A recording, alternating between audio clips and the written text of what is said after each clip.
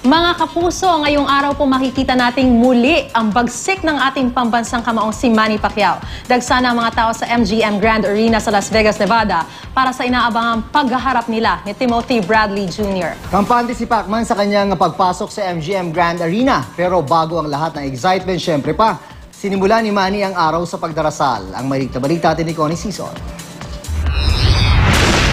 Sinimulan ni Manny ang kanyang araw sa isang Bible service sa kanyang suite. Isugol ni Manny ang halos buong maghapon niya sa pagpapahinga.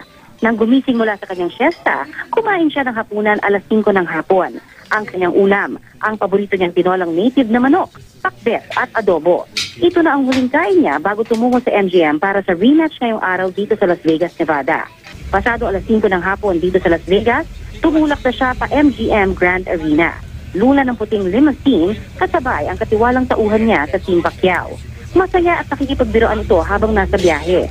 Pagdating sa locker room ng MGM Grand, confident siyang naglakad, ngumiti sa mga nasa lubong. Nag-medical test din siya pagkarating. Muling tinimbang. In-instruction din ni Manny ang kanyang mga susuotin sa laban.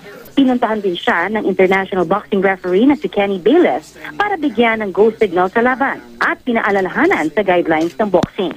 Dumating din si Mami D para dasalan si Manny. Pinagdasal ko siya, sana tulungan tayo sa mahal na Diyos o mga Panginoon, mga nabihim.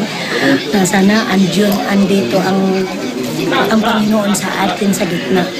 Matapos ito, nag-hand wrap na siya ng sarili tulad ng dati. Nagmatsyag na gusto habang ginagawa niya ito ang head coach ni Timothy Bradley na si Joel Diaz. Everything good, thank you. At nag-shadow boxing ng ilang minuto. Kumusta pakiramdam mo before the fight? Pasado alas 9 inaasahang magsisimula ang laban ni Manny oras sa Amerika. Alas 12 naman ang tanghali sa Pilipinas. Mula rito sa Las Vegas, Nevada sa Amerika, Connie Sison, GMA News.